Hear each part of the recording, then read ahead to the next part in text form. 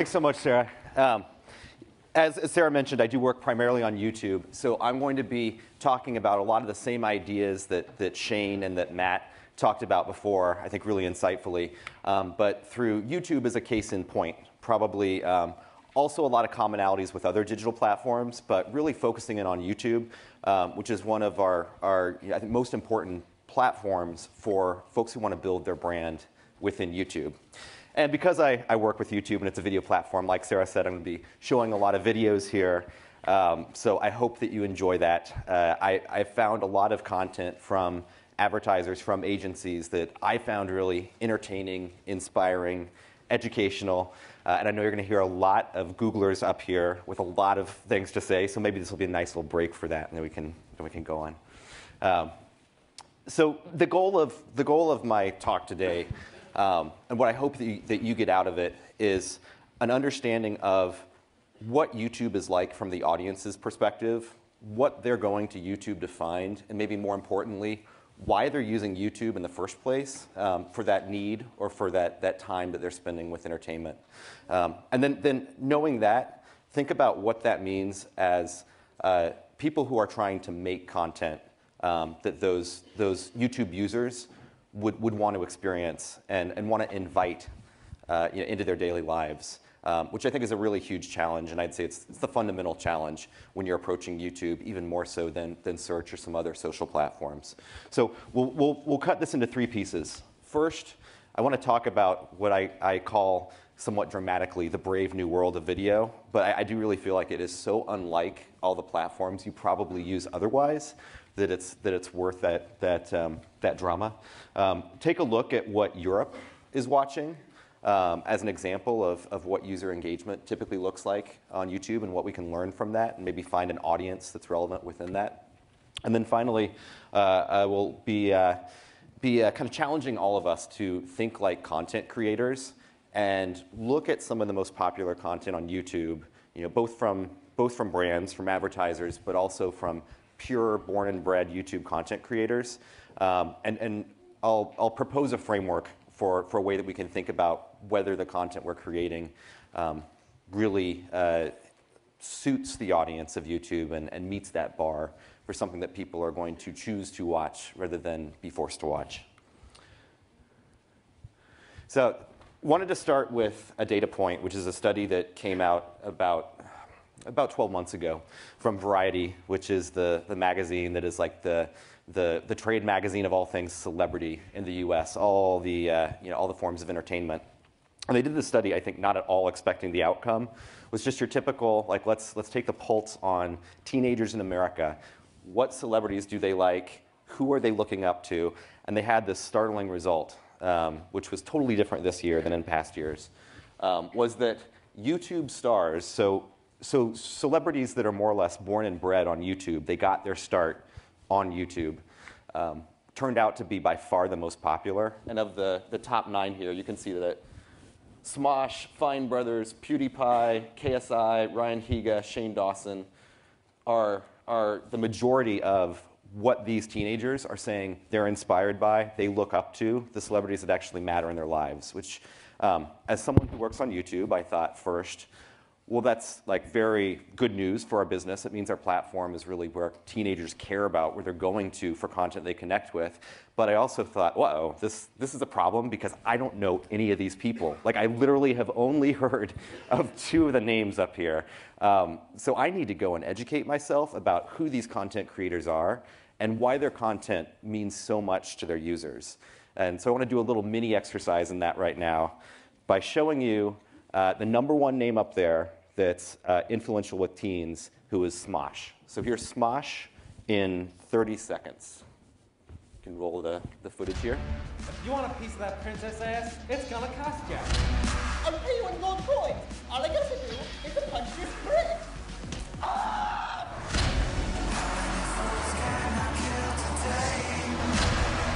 Sir, I am unable to see with all these lens flares. I'm so hungry.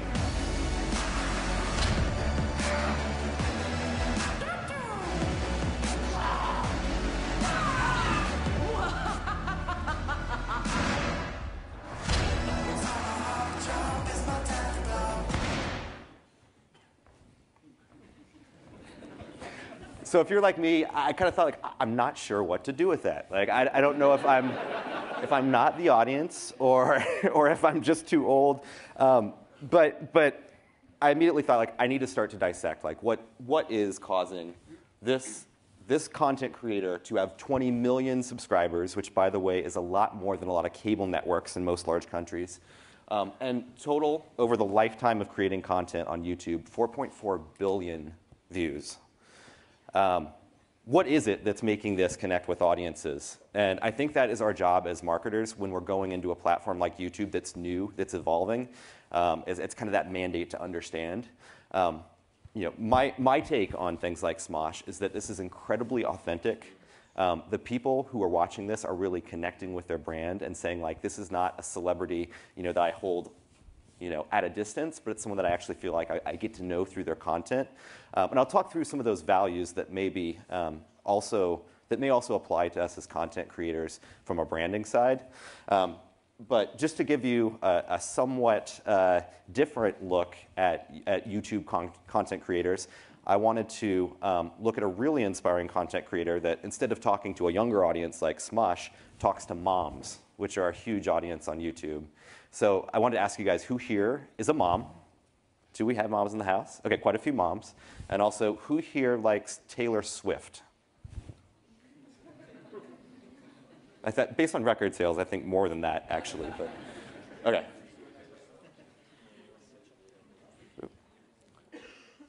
All right, so we're going to see a Taylor Swift parody done by this channel called What's Up, Moms? It's going to roll.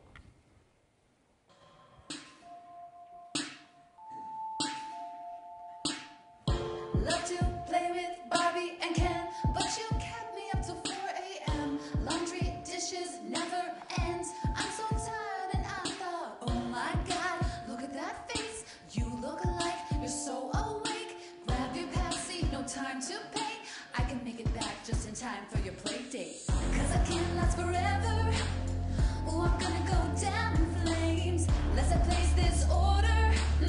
Barista, make it rain. Gotta have that Starbucks latte, or else I'll go insane. You got a blank space, baby. Please write my name.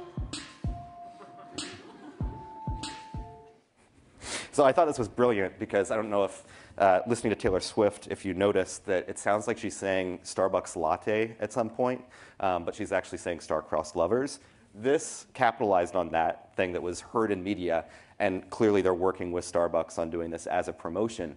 But this was all the work of the content creator, and Starbucks kind of gave them free rein, and then Starbucks helped promote it. So this has gotten about 8 million views just in the past month, and it's one of the top videos on What's Up, Moms, which is the most popular mom blog on YouTube right now. And if you look at the content they're creating, there's fun parodies and humor is one thing, but there's also a lot of content that can really help mom with her daily life. So how to create lip balm in 5 minutes, how to potty train your kid in 5 seconds, which that's a really compelling headline.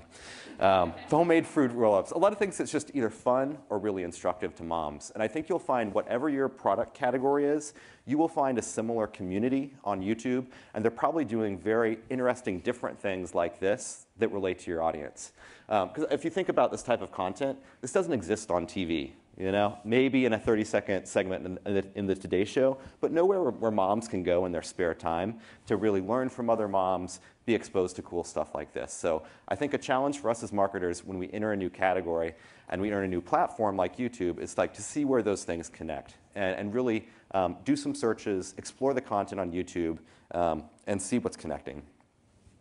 Stepping back a little bit, and not to get too academic here, but I think this relates a lot to what Matt was saying earlier, that we're really in a different ecosystem as businesses, as marketers, than we were even 3 or 4 years ago.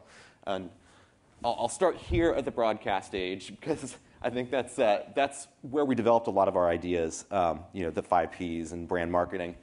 This was when, with TV, with national magazines and newspapers, marketers all of a sudden had tools where they could distribute the same products in Manchester and Milan, and they could buy media that allowed them to establish a brand identity and get their word out there, and really build sustainable businesses at a scale like that. And I think we've been operating from a branding perspective, with many of the lessons that we learned in that era, the information age came about around 10, 15 years ago with Google, with Amazon, with all these companies where suddenly you could buy something without leaving your house and you could order it online. And I think that's obviously had huge commercial implications.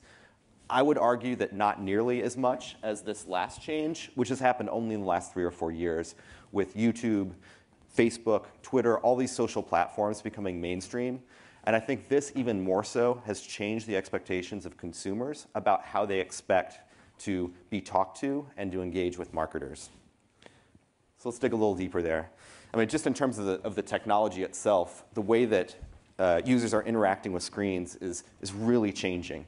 In the past year, we had people going to watch Seinfeld at 8 o'clock and making that appointment. And they kind of had to be exposed to whatever ads came through in their stream, almost across all media types, newspaper, print. That was how they were taking in the content. Whereas now, people are often watching multiple screens at once. I know if you're like me, you're guilty of having your phone out and the laptop in front of the TV, and maybe you're not really focusing on any one thing at the time. Nearly infinite content choices coming from Hulu, Netflix, 600 cable channels, plus everything on YouTube. So there's really this proliferation of content. I think all this breeds a different attitude among our audiences that makes them, in some ways, less receptive to our messages because they have so much choice and they're used to saying no to ads whenever they like. But they also could be great advocates because they're used to participating now. And they participate with things they like, and that could be your brand. So as marketers, nothing has really changed about what we're trying to accomplish. I would say in really simple terms, what we're trying to get people to do is go from, I know you, which is in itself is hard to get, right? I know of your brand, I'm aware of it, all the way to, I really identify with your brand, to I will defend your brand, I will tell people about your brand, right? This is always what we've been trying to do. But the tools that we have to use to get there really have changed. So it starts with a product, right? And sometimes we have control over this, but often the product folks don't want to listen to us, what us marketers say. We have pricing, we have sales, we have the distribution channel, where you are at retail is important, or however you distribute your product. And then we have advertising and promotion. And in the past, advertising and promotion, I think, largely was about how much can we hit our audience with our brand name. Obviously, you have some substance behind that, but the main driver is, are we keeping our brands top of mind? And honestly, I don't think that's enough in the participation age. The way I would suggest that brands that are going to be successful will do it is by having content that people choose to absorb. And content is just how you tell your story, right? And if you're trying to move up that arc, it's really a process of exposing your audience to your content, them choosing to engage with it, and over time, as you tell your story, it gets to that future identity that you want to have across your audience. So as we look at content, this is the perspective that I'd suggest we might view it through. So let's step back, having thought about those changes to the ecosystem, and then look specifically at YouTube and what can we learn from this audience and what they're doing that might make us better at using content to go up that brand arc. So we all know YouTube is massive, and I think we've already seen some stats from Shane about the size of the audience. I'll give you some more numbers on this. So about 1 billion unique users go to YouTube each month. It's very social also, so about 100 million people share, comment, or like YouTube videos each week. And about 100 hours of video are uploaded on YouTube every minute, which I think means there's a real danger of being lost in that sea of content if we're not doing something to rise above that. But honestly, these are all such huge numbers with so many zeros behind it that for me, it's hard to contextualize what this really means. So a couple examples, just to demonstrate. Do we all know where this is? Tesco, for those in the UK and Ireland. I used to be a product marketer, and the holy grail of retail distribution was when you get in that one big store. In the US, it's Walmart. in UK and Ireland. I think it's Tesco, although I've heard they've had a little troubles.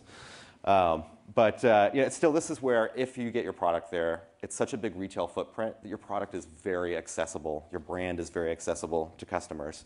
So I wanted to compare how many people go to Tesco versus how many people go to YouTube. And this is just in the UK. But about two times as many people in the UK will visit YouTube in a given month than Tesco. And I think the even more interesting thing is that when people go to YouTube, they come back, and it's an average of about 14 visits for this audience. So it'd be like going to the store again and again and again, just in terms of opportunity for exposure to your brands. So that's one way of thinking about it. The other holy grail from a marketing perspective is also like these wide reach events, like in the US, the Super Bowl, in Europe, the World Cup. And just again, looking at UK as an example, more people are watching video on YouTube each month than watch the 2014 World Cup. And that's just not any of it, just 1 minute or more. So that's pretty wide reach that we're seeing with the YouTube audience. And just to give you an idea of how that varies, since we were talking about UK data, pretty consistently across Europe, we're seeing more than half of the online population on YouTube. Spain actually turned out to be the country with the highest penetration of YouTube at 62%. But across the board, and in most developed markets, we're seeing 50% plus of YouTube. A lot of people ask, like, is that all young people? And it's not. We see a pretty even distribution across the age curve. In terms of visiting YouTube once a month, when it comes to the time spent on YouTube, the younger audiences are spending a lot more time. I think that prompts the question, if people are spending all this time on YouTube, what are they actually watching? And we see three big categories, which I don't think will be surprising at all. If you look at kind of the back end and our own analytics and where do people spend the time on our site. The big ones, music here at the top, TV and movies, games. These are areas where everyone loves to go to YouTube to engage in entertainment content. And just so you understand the red and the green, this is indexing. This audience is actually UK males. And if you work with a Google account team, they can run this for whatever region, whatever specific audience you're interested in. So you have those three up here. The male audience is really more having a greater percent of those users visiting games content, a little less so on TV and music. And then you have all of these niche categories down here. So you've got news, science and nature, travel, food and beverage, health. So for most brands, I think this kind of introduces an opportunity where you're going to have people who are very closely engaging in content that's very germane to your brand and what you would want to talk about that you can reach in small quantities here. And then, through behavioral targeting and other means, you can reach people who are watching all types of content, but that specific audience that you want, and see them more of the time. So that's one way to think about what does this mean to you as a marketer. Another thing I'll show you, because YouTube is changing all the time, and what people are watching changes day to day, it's really interesting to look at a tool that's actually public called YouTube Trends. You might be familiar with Trends for Search. Trends for YouTube can actually show you the most popular videos each day, and again, cut into those audiences. And here's what for in Ireland, the general population, everyone, is interested in right now. Taylor Swift, as always, just happens to be in here. There is actually a pretty serious video about an incident in the US that's newsworthy. A Vodafone Ireland ad is actually one of the top trending videos right now. This one is my favorite, so I'm going to show it to you guys. Who here has seen the animals in the mirror? Yeah? I won't show you the whole thing, but I thought this one was worth a quick break. You can roll this.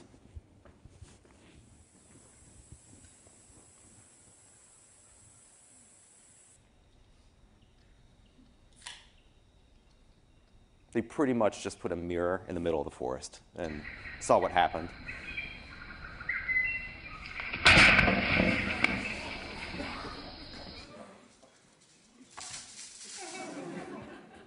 There's a lot more. You can go back and watch it. But Very high quality mirror.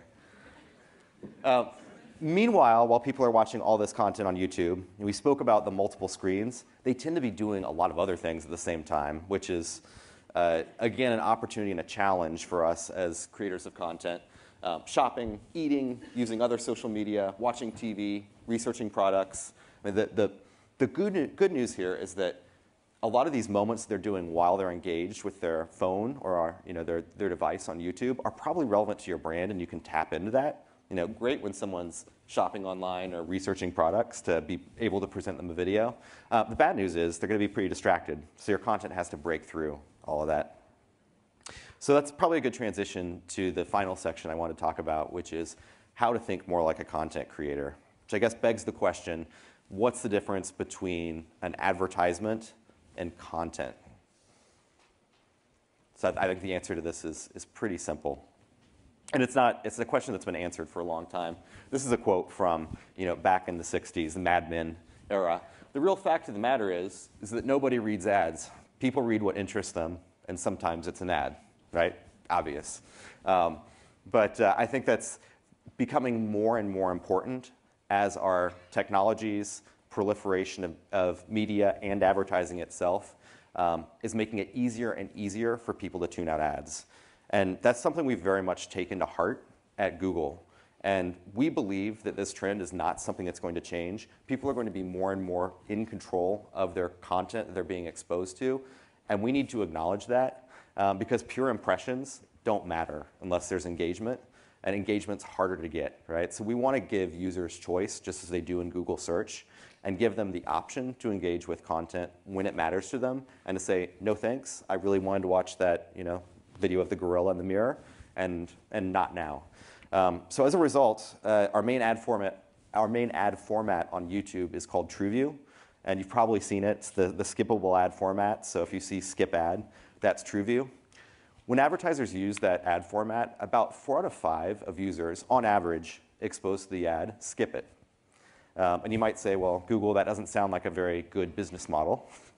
But I actually think it's a very good business model because we know that ultimately, and especially as we get better at measuring the value of ad impressions, that real engagement that's coming from choosing to watch the ad, being very intentional about, I want to watch this video, but oh wait, you're presenting me this ad and I will still watch it, will actually drive a lot more value in the long term than forced exposures. So to connect with those audiences, and we talked about all the challenges that go along with audiences in the participation age, the way to do that is to think like a content creator. Why? Because content creators aren't in it for the money they make out of it, at least in the beginning.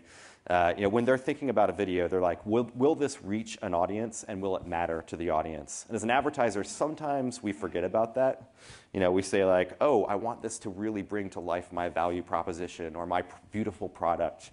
But that's not really what the user is thinking about, right? And if, from the content creator's perspective, we need to say, would I make this video? Would someone just want to watch it for its own sake? There are some advertisers that are doing this brilliantly, and I really want to share a few that I find inspiring that I think we can learn some things from. First off, anyone recognize this one? So this was actually, Shane referenced the leaderboard of great ads on YouTube. This one topped the leaderboard, and actually we did a contest we polled users asking them, what is your favorite ad of the past 10 years on YouTube? And this one got the very best. So I want to show you this one. Go ahead and roll this.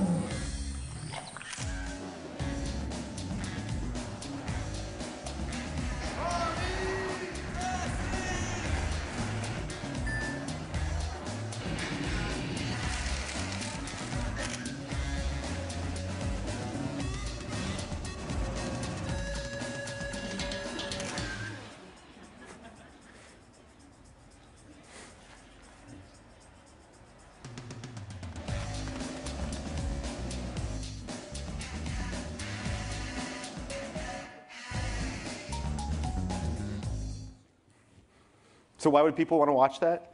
Because it's funny. And it has some of the biggest celebrities in sports starring in it. And it talks about their product too. But I think they're really, acknowledging that like we need to make some really entertaining content if we're going to bring in our user. So entertaining is one way that you can connect with an audience. I would say more broadly, there's probably 3 things you can do when you're thinking about your content that will make it resonate with audiences and will make people choose to watch your content. You need to do one of these 3 things. You need to either educate, entertain, or inspire. And I think most of the great content out there fits into one, if not more than one of these categories. So for the rest of the time, I just want to show you a few examples and some ways of thinking about how you get your content to do one of these things. First off, educate. I want to start with an example that's from a very large advertiser with huge awareness, which is McDonald's. Right? You would think that, like, what does McDonald's have left to educate us about with their brand? The menu doesn't change very often, still the same brand promise. But actually, they had a problem. Specifically, around their chicken McNuggets. And I'm not sure if anyone here has encountered this, but there's something that their chicken McNuggets are very associated with thanks to the internet. Does anyone know what this is? It is pink slime. And the bad thing for McDonald's is not only is this out there as a story, kind of an urban myth, but there's actually some really powerful imagery that goes along with it. And Google is somewhat complicit in that there's a lot of people that search for this, so much that our autocorrect has somewhat objectively said when you search on "are McNuggets made from?" pink slime is one of the things that comes up multiple times. So just users are reinforcing that chicken McNuggets are made with pink slime. And here's a picture.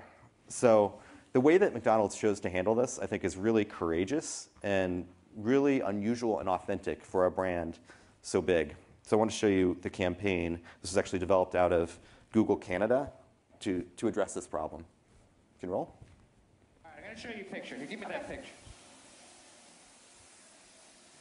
If you do a search on the internet for chicken McNuggets, this pops up. What is this? I don't know where that picture came from, but that's not used in chicken McNuggets. Now, they say that this is pink slime. So if you grind up the parts of the chicken that you use, does it look like this? No, we'll see that later in the process today. All right. Amy, this blows my mind.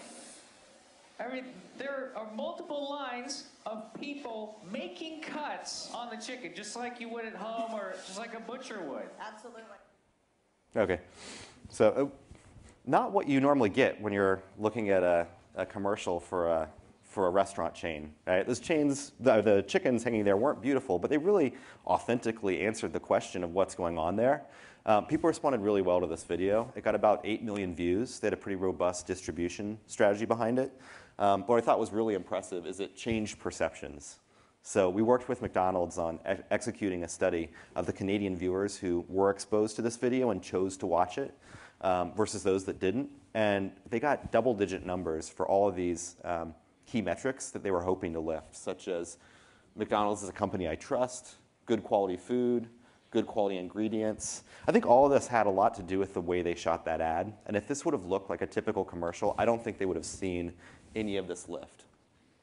So I want to use a different example from a somewhat smaller company that doesn't have so much brand awareness and take you through how they educated their potential customers about how their process works and their brand.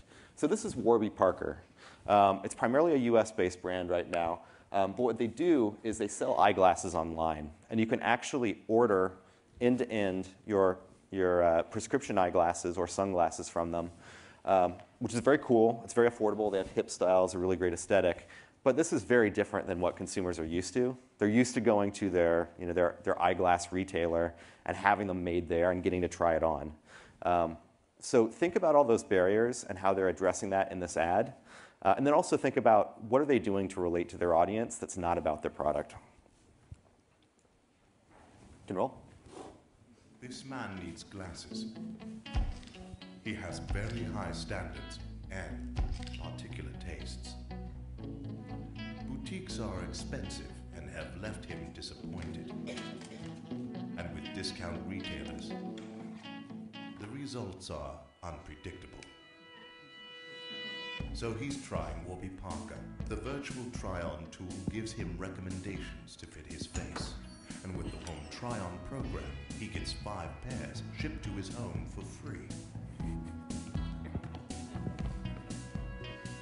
He can spend quality time with each pair and pick the very best one.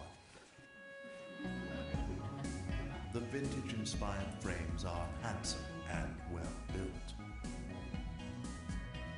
It's very important to find the right frames. And when it happens, he just sends Warby Parker his prescription, and his frames come back lenses in for $95. And for every pair they sell, Warby Parker gives a pair to someone in need. He likes that. Now he's got the frames he wants. A pair that fits right and looks good. Find your pair at warbyparker.com. So well done, I think. And you could kind of see how they were addressing all of the things that a consumer would need to know before they adopted this. But I think more importantly, they really knew who their audience was, like the jokes, the aesthetic, all of that, put that into their ad and made sure that they used humor and entertainment to bring them along on that, that explanation of what their product is all about. Dollar Shave Club, I think, is another example of an advertiser that does this really well. But some real talent and content creation going on here. So when you're educating people, I think a few values to make sure are in your ad or in your content are transparency. So what McDonald's was doing, like not trying to be high gloss, but being very true to who they are. Credibility. I don't know if you noticed in the McDonald's ad who that host was. Mythbusters, if you're familiar with that show. So they brought someone in from outside that brings some credibility and a style all their own to make it a little more objective. Curiosity and information. Like when you're thinking about educating people, it's always good to look at what are people searching for? What is the intent out there that you're addressing, and make sure that you're really answering questions that people care about with the same sense of curiosity that they have. So that was the educate piece. I want to talk about entertaining now. And I think we all know what entertaining content looks like. That first ad we showed with Kobe and Messi, that's definitely entertainment at its best. I wanted to provide a local example from Murphy's that I think does a really good job of something important in entertainment, which is understanding what's going to be funny with your audience and really speaking to them and having a little bit of an inside joke, because I think that's kind of the foundation of all humor. So can we see this Murphy's clip? American beer brand Budweiser comes to Ireland and launches a big summer campaign for an app which gives you cheaper beer the hotter it gets. Nice idea, Budweiser, but this is Ireland, and Murphy's, the famous stout from Cork, knows the real story. That it's this sunny in Ireland in summertime. Well, we enjoyed some fine weather today, but it follows one of the wettest and dullest summers in years. Met Éireann confirmed rainfall was above average everywhere during the months of June, July and August. Worst summer in 50 years, that's since records began over Cork with 527 millimetres of rain. So, as part of Murphy's mantra to keep it real, we launched the When It Rains It Pours app, which simply meant whenever it rained in Cork, you get a free pint of Murphy's in your local. Lovely. The whole campaign probably cost less than the Budweiser guys spend on their suntan lotion. Budweiser's original commercial starred fictional cheesy American dude Scott Campbell. So Murphy's online video parody starred fictional nice lad Tom McCarthy from Cork. Hi, I'm Tom McCarthy, and I'm here to make your summer in Cork even better with this thing, the Murphy's When It Rains It Pours app, available on most smartphones.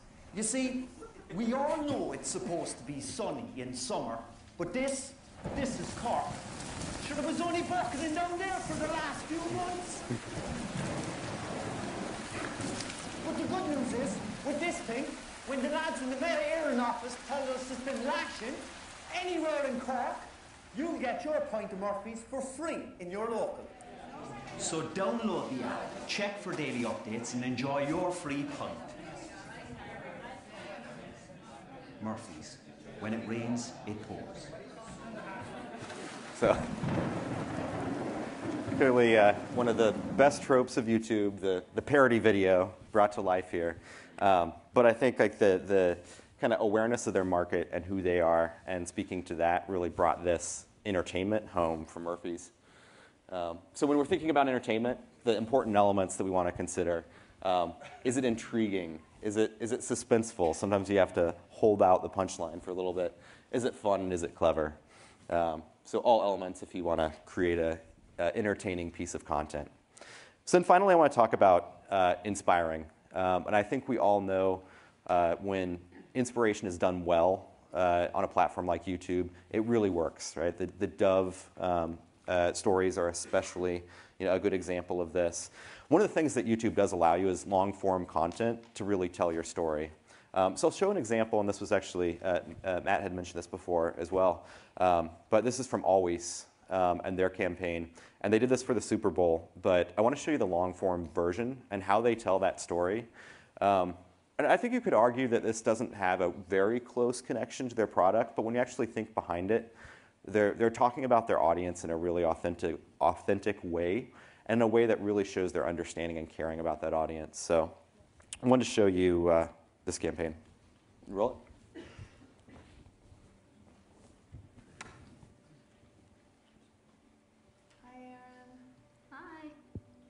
Okay, so I'm going to just give you some actions to do, and just do the first thing that comes to mind. Show me what it looks like to run like a girl.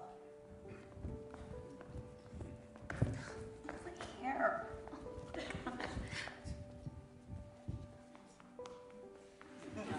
Show me what it looks like to fight like a girl. Now throw like a girl. Aww. My name is Dakota, and I'm 10 years old. Show me what it looks like to run like a girl. Throw like a girl. Fight like a girl. What does it mean to you when I say run like a girl? It means run fast as you can. So do you think you just insulted your sister? No. I mean, yeah, insulted. Is like a girl a good thing? Actually, I don't know if it's a bad thing or a good thing. It sounds like a bad thing. It sounds like you're trying to humiliate someone. So when they're in that vulnerable time, between 10 and 12, how do you think it affects them when somebody uses like a girl as an insult? I think it definitely drops their self-confidence and really puts them down, because during that time they're already trying to figure themselves out, and when somebody says you hit like a girl, it's like, well, what does that mean? Because they think they're a strong person. It's kind of like telling them that they're weak and they're not as good as them. And what advice do you have to young girls who are told they run like a girl, kick like a girl, hit like a girl, swim like a girl? Keep doing it, because it's working. If somebody else says that running like a girl or kicking like a girl or shooting like a girl is something that you shouldn't be doing, that's their problem. Because if you're still scoring and you're still getting to the ball on time and you're still being first, you're doing it right. It doesn't matter what they say. I mean, yes, I kick like a girl and I swim like a girl and I walk like a girl and I wake up in the morning like a girl because I am a girl. And that is not something that I should be ashamed of. So I'm going to do it anyway. That's what they should do. If I asked you to run like a girl now, would you do it differently? I would run like myself. Would you like a chance to redo it?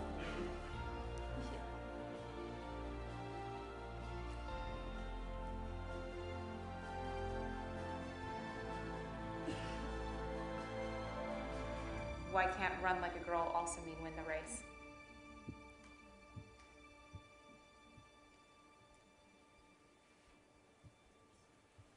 So what a great job of respecting and really serving your customer, I think. So this had impact far beyond just selling more product. As you can see, there's a strong call to action. There's a hashtag. They're trying to open up a conversation, and they were really successful at doing this.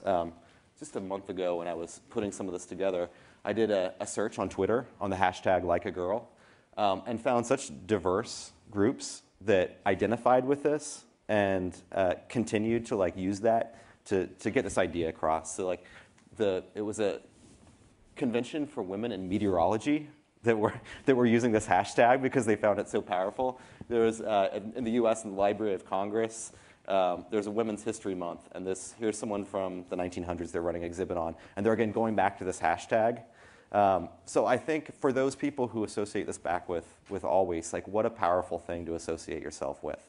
So I think YouTube gives you a platform where it's okay to get a little bit beyond basic product marketing and talk about the things that are important to your company, your brand, and have a wider conversation. And as you could see, the length of this ad told the story that you can't really do in a 30-second spot, and you certainly can't do in a magazine ad. So I would just say, when you're thinking about inspiring, use all those tools. Use a broad canvas. But this is probably one of those special creative examples that only comes along so often. But there's all sorts of ways you could use inspiration. And I thought Visit California was some example I wanted to close with. This was a campaign that the California Tourism Board ran in the UK. They have obviously imagery of California that's inspiring, that gets people excited about visiting California. But they had a problem with distribution, where they were relying on TV to get this to many countries around the world where they wanted visitors to come from. So what they did is they went to YouTube to more solve a problem of how do I get more efficient reach and a little more measurability into this. We worked with them on a brand lift study that allowed them to quantify the results. And what they found is by showing this creative, which I won't show it to you, but you can imagine beautiful California. Got a 17% lift in intent to visit California, 21% increase in California travel search volume. So they saw actual lift in the UK as a country on search volume, and nearly 1,000% website visitation lift in the UK, just as a result of running this on YouTube. And this performed a lot better than when they'd previously ran TV. So I think this is a good transition into our next talk, because Mark, who is next, is going to spend a lot of time talking about how do you combine the content strategy and the distribution strategy to achieve the numbers like this that you want and measure it well. So I'm going to conclude on this. Again, just remind you of educate, entertain, and inspire, these key components that I think it goes along with making good content. But I will give you a parting thought. I think when we're marketers, and I do this myself when I have to come up with an annual strategy, it's very easy to do a save as. The save as, and then you can just kind of start with putting in the year and then go through and kind of make the content a little different. But I really believe that YouTube versus other content platforms is so different that it really makes sense to do a start new instead. So think about if you were just to do with a fresh start your marketing campaigns on a platform like YouTube, what would that look like? Think about that as Mark's next talk takes you through some of the best practices in doing this as a marketer. Thanks, everyone.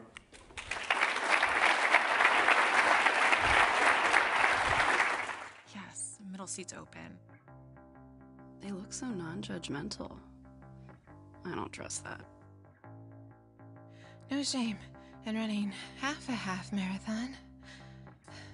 2 miles? Oh, good. A bunch of models right in front of me. Okay, yoga. Changed my life. And focus on something else.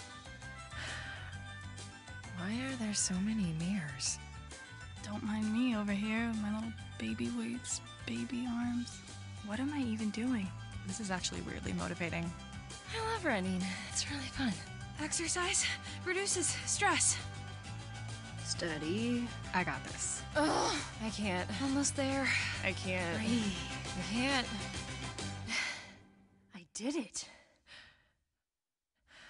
Let's go again.